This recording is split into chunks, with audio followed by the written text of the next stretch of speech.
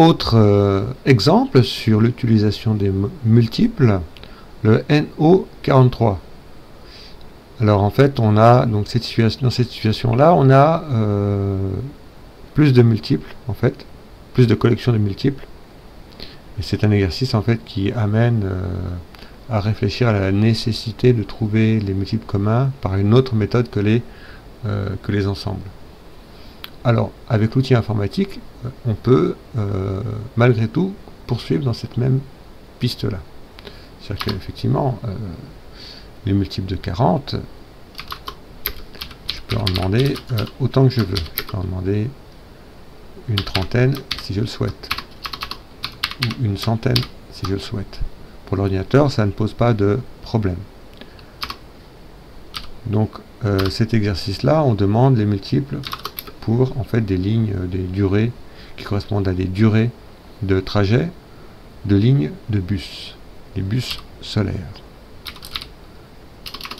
Donc, multiples.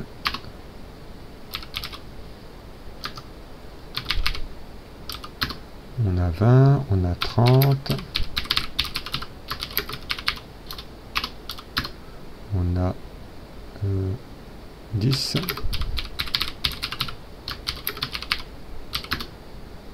et 25.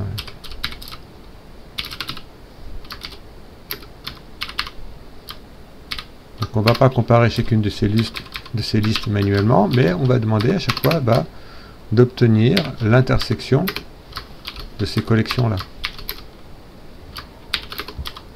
Toujours donc avec l'opérateur et qui donne les éléments qui sont en fait communs à deux listes.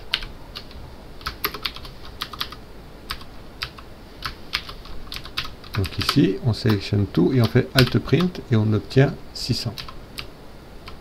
Alors ce temps 600, on peut... bon, 600 minutes, hein, ça fait ça fait 10 heures, donc on arrive très facilement au résultat de 6h30.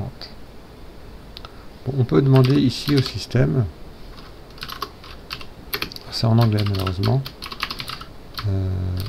de nous donner l'heure, et on va en fait soustraire,